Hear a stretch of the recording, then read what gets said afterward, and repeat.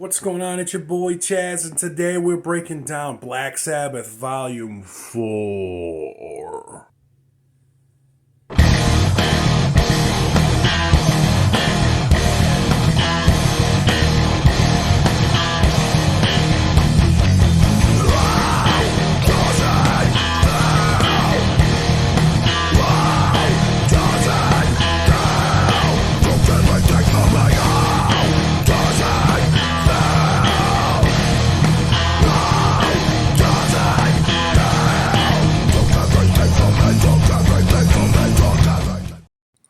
So I wanted to get up close here and to tell you guys something. I've been lying to you, I guess, about the amount of records I have. I was going through my collection and I found some vinyl that I didn't have in my discography collection, so I decided to take the time and re-scan in everything into Discogs, and I lied about how many vinyl I have. I was at 502 or 506 or something, and I don't have that many. That's a complete lie. I have way more, brother. I'm at about 645 now, actually. So, yikes. What's going on, everybody? It's your boy Chazz, and welcome back to Chazz's Record Review. Today, we are breaking down an album from one of my favorite bands, but I don't know, one of the ones I didn't listen to that much from their original time. This is their fourth album, and given the title, that makes sense. And we are talking about Black Sabbath, Volume 4. Let's talk about the artwork real quick. I guess this is the back cover with it's a white, silhouette of Ozzy.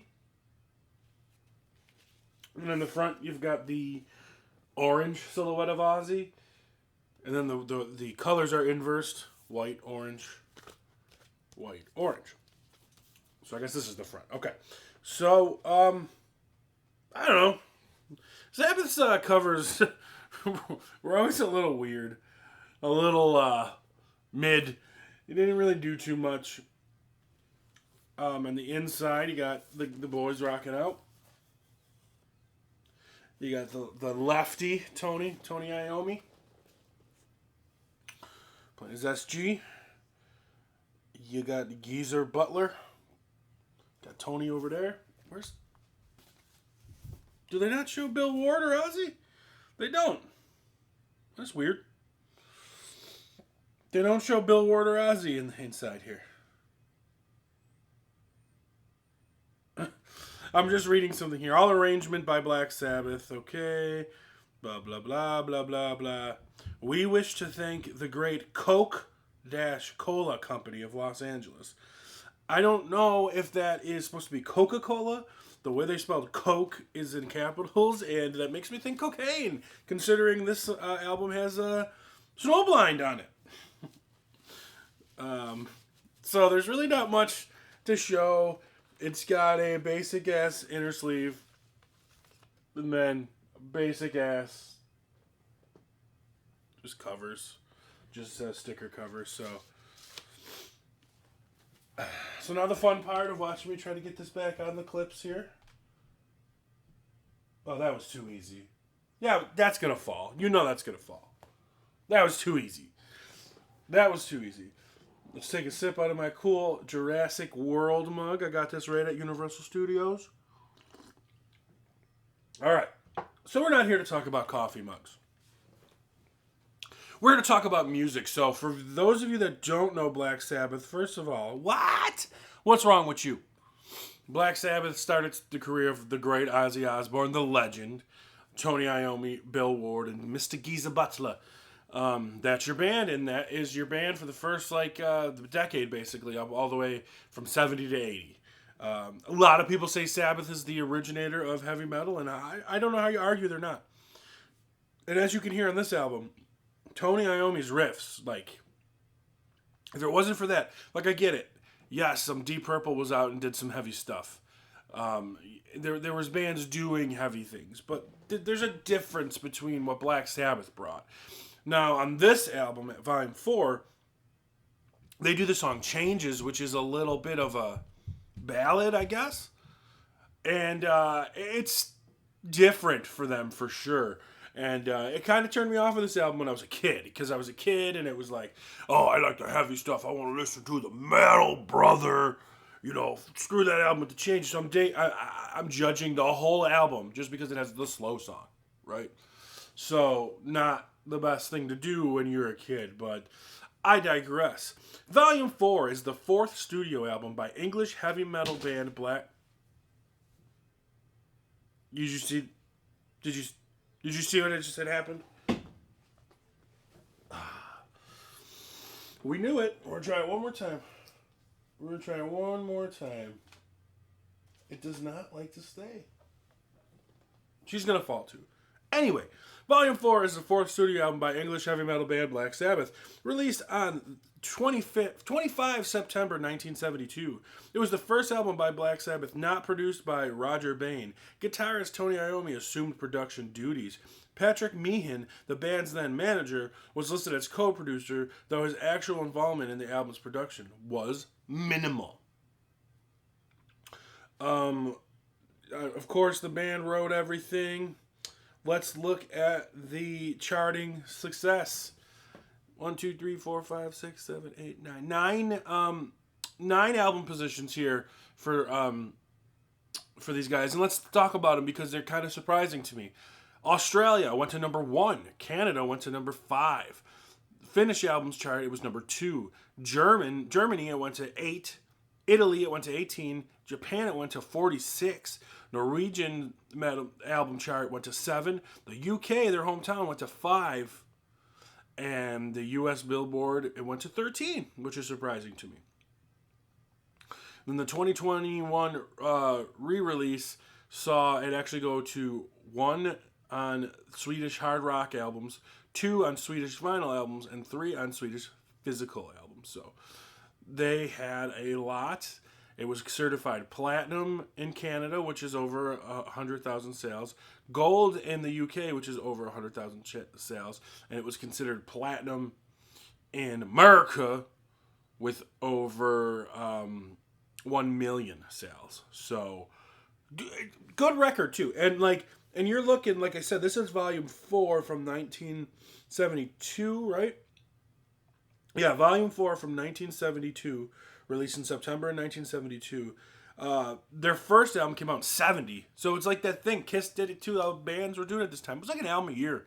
Sometimes 2 a year. And those days are gone. You're lucky if you get 2 singles from somebody a year nowadays. Let alone albums. So. Okay, so we're going to talk about the music. I'm going to try something different this show. Keep getting copyright. I didn't put music in the last video. And I felt empty. So we're going to try something different here. We're going to try music. Oh, also I want to thank you guys. I don't know if you noticed, but I kind of messed up when I uploaded the last Cheap Trick video. I was using a new editing software, and for some reason I messed up and cut off the beginning intro piece, about the first minute of it, and I didn't really notice on post-production. But what I wanted to say, what I was saying in that first intro that got cut out was thank you everybody so much, because my Creatures of the Night video is my biggest video by far, and it's still growing. Creatures of the Night video, which I released 2 weeks ago, has so many more views than anything else we've done here. But like in the past week, the Cheap Trick video, it's doing its kind of normal views I get. I still got more views on Creatures of the Night than I got views on the Cheap Trick video in this time. So I don't know what I did different. Maybe just Kiss has a wide appeal. If I gotcha from the Creatures of the Night video, welcome. Thank you for staying. Checking out a little bit of Black Sabbath now. So I just wanted to thank everybody for that. And please make sure you like and comment and subscribe, because it will help this page grow. I'm not going anywhere. I'll be here. I'm making this whether you guys are watching or not, but it's a fun journey, and I hope you guys take it with me. So, anyway. So, this is what we're going to do now. We're going to listen to a little bit of these songs, and we're going to talk about it, and I'm going to just play them here rather than, cutting them in, because, I don't know, we're just going to try something different, because maybe I won't get the actual, hit so much. But here we go. So track 1, we got Wheels of Confusion / The Straightener.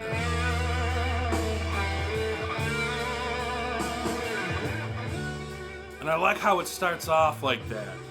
Like, it's like in the middle, like a guitar solo, right? And Sabbath has these things they do with the slashes in their song, and I think, being a musician, now we got a little bit of the riff.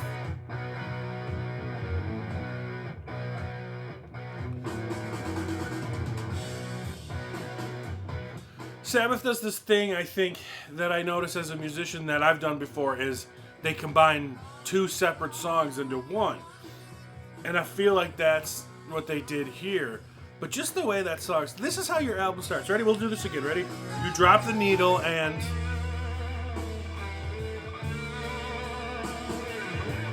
just this real minor and just Tony's making it cry.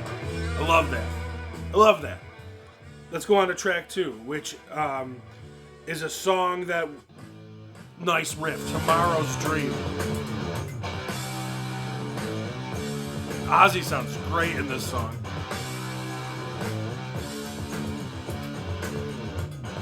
Let's bring it, Ozzy. Come on.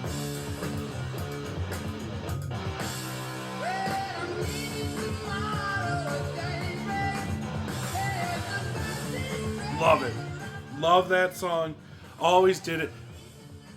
And I kind of like shit on this album for no reason. Track 3 we got, here it is, guys. The popular song from this album. I feel unhappy. Emo Ozzy.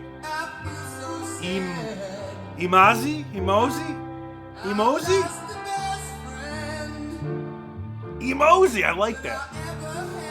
I've told you guys before, it's okay to be a man and show emotion, guys. It's okay. Now, the fact that I still don't necessarily love this song, but it's just not my type of ballad. Here it comes to the big chorus. Here we go.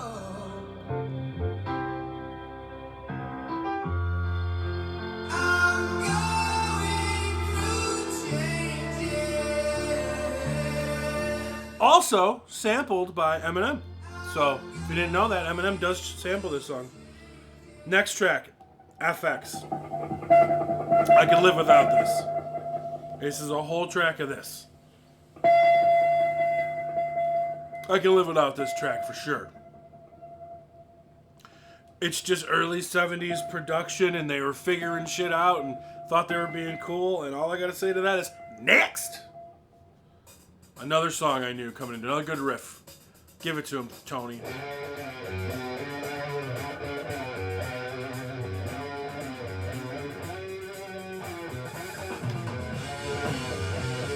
Nice little harmonized riff.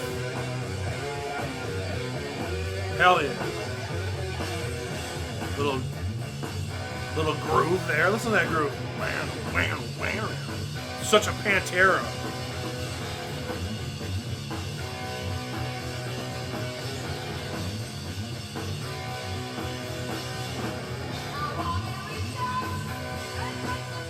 Another great song. Let's move on. This is the jam, guys. Snowblind. Yep. This is how I listen to music, guys.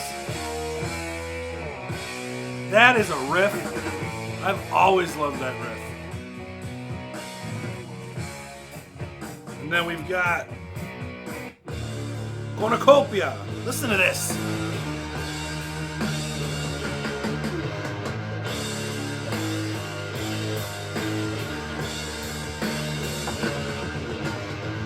So heavy.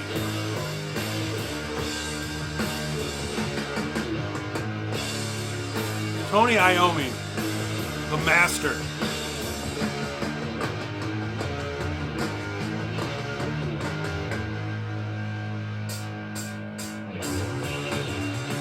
Now, I wasn't expecting this song to be that heavy with that name, Cornucopia.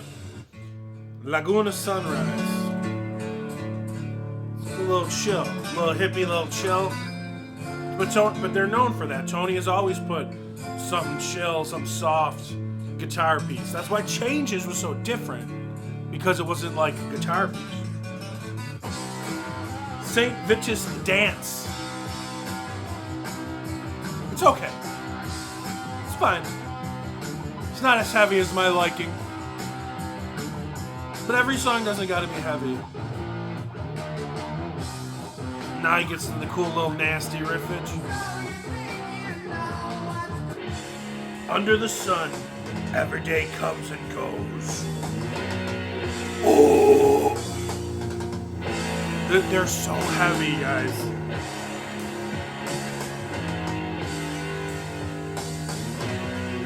This is just like the intro of a death metal fucking song.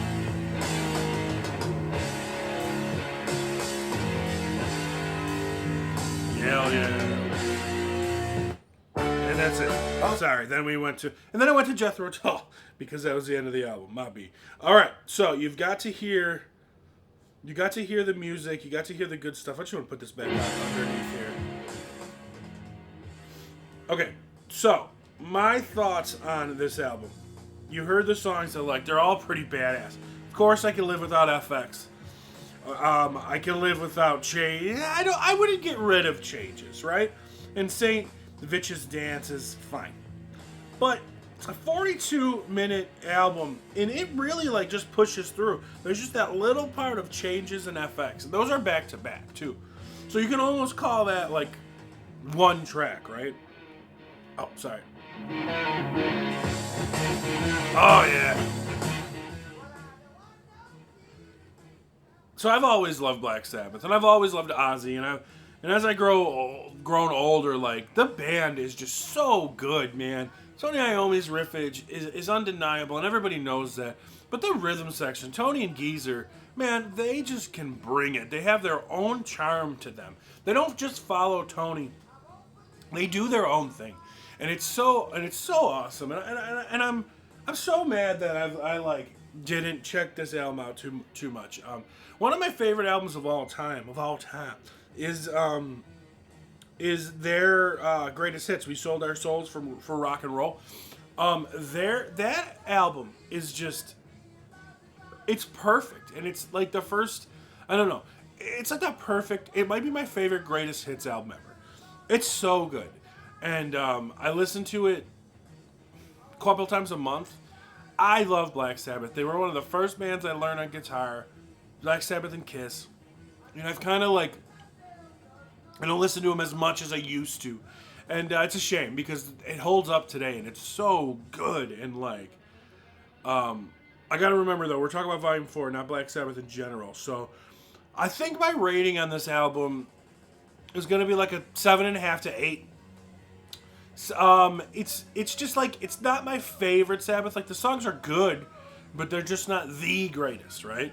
And that's okay. It's not bad by any means. It's a really driving, heavy album at times. Changes kind of. Oh, we just missed some drum solo. Changes it up, if you will. But I don't think 7.5 is a bad score. 7.5 is what we're gonna go with. I was really happy that this one came up and I got to listen to it. And trying to put the tracks in this way. Hopefully it showed up good. If not, we're screwed and I don't know what we're going to do. You're going to listen to a bad thing. I'm probably going to still get hit copyright anyway, but we'll see how it comes out. As I was saying, I updated my value, my Discogs, and now we're up to 653. Like I said in the piece at the beginning, I was looking for this album in my records, and my crates aren't alphabetized, which is something I got to do at some point. But so I'm digging through them all, And then there was an album I don't remember what it was, but I was like, wait a minute. It was something we were just listening to. I don't remember. It was a Triumph album, and I was like, wait, we just did Triumph. I don't remember this being in my Discogs, so I picked up my phone real quick and looked for my Discogs, and that album wasn't in there. And then I sat and thought, I'm like, you know what? When I originally did my Discogs, I might have skipped a whole crate or did something. So I took the time. It took me about 6 hours yesterday. I took out each crate and just checked each vinyl in the Discogs to see if I had it. And I went from 506 or whatever it was to 650. And then I bought 3 new albums as well. So we're up to 653 actually. So there was a few, honestly, too, that I had 2 copies of, and that's because they either weren't in the Discogs and I rebought it, or I didn't check the Discogs and I bought it. So those though I'm going to give to my niece because she's starting her collection now. So that's that. So we're up to 653 now. It's crazy thoughts. All right, so we're going to do our random pick. We're at our beginning with our Head PE and Beautiful Lie and Weird Al at the top. Those didn't change. Let's do the shake and see what we get. Okay. All right, we have got Collection 2 by the Misfits. Actually, I said that wrong. Collection 2 by Misfits. It's not the, it's just Misfits. This one is a greatest hits, I guess, from their early years. There's a few songs that you'll know. Halloween, Last Caress, We Are 138. I'm a Misfits guy, but to be honest, I'm more of a Michael Graves Misfits guy. They're tattooed on me right there. Now this is interesting. Lowest it sold was $35. The average is $120, and the highest sold was $200. And the interesting about this is it just sold for $140 last month, and the ones for sale, they go anywhere from $160 to $400. I don't know what that's about. I don't know why that's worth so much money. This is I don't know. I guess it's worth money. Unless I put the wrong... sometimes we're playing Jethro Tull there. Enough of that. Unless it's like some kind of weird variant that I have, or I put in the weird variant. It's interesting, though, that it's worth that much. And even if it's the wrong variant, because this is one of the original ones that I added, I could have, before I knew what I was doing, because there's a million variants, so when you search something, you can pick from all these. I might have put in the wrong variant, but either way, the fact that this variant's worth up to that much is interesting to me. So, well, you've got your homework. Collection 2 by Misfits. I'm assuming you can get that on Spotify and things, and if not, you can just do what I did, look up the songs and then make a little playlist and check it out. And I like Misfits. Like I said, I'm just more of a Michael Graves Misfits guy than anything else. So also, what I'm going to start doing on this channel, maybe this week, is I want to, this channel is to force myself to check out music. Sure, once in a while I get an album I already love, but it's okay to do that as well. So I also want to force myself to become a better guitar player. So what I'm going to start doing, maybe this week, if not next week, although this is the perfect week to do it, is I'm going to make an accompanying video of me riffing out some of the riffs on whatever album we're going.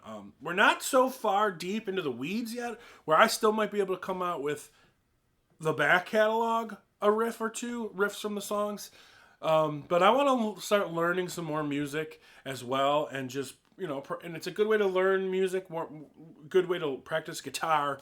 And at the end of the videos, I'll put some of the riffage out there, and I might put accompanying videos of just the riffs, if you just want to check those out. But you know what? This is the perfect week to do it. So hopefully I can get it done this time. The only problem is I'm not set up for it, and I got to get this video out soon. So the guitar might not be in the video you're watching now, but it might come later in the week. So there's that. So, and if you don't want to watch the guitar part, you don't have to. Just cut it off because it'll be at the end. But thanks for checking out the video. Do your homework. Black Sabbath is always a win. Misfits could always be a win too. So make sure you check it out. And please like the video. Please subscribe. Comment your thoughts on the video. But subscribe for us, please. Because the more subscribers get, the more views we get. Let's make this channel grow. This is a fun channel, guys. We have a good time in the comments. We do everything, if we get a big enough following, we'll start doing live streams. I'll start taking people's suggestions once in a while, but we're going to stick with this random cut. Misfits Collection 2. Make sure you check it out. And until then, we will see you next time. Peace. All right, so I know I said I was going to do a whole video about playing the guitar to some of the Sabbath songs, but I figured I'll just grab the acoustic real quick and just do a riff I already know just in case I don't have time to record all that stuff. And you can get in here. So, Snowblind goes like this.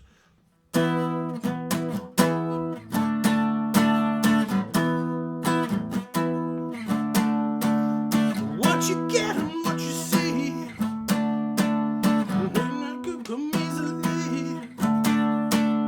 I don't know the words, but we're only here for the chorus, right? Ready?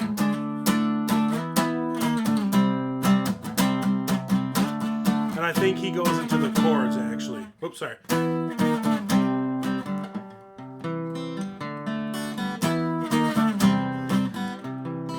I love this part right here.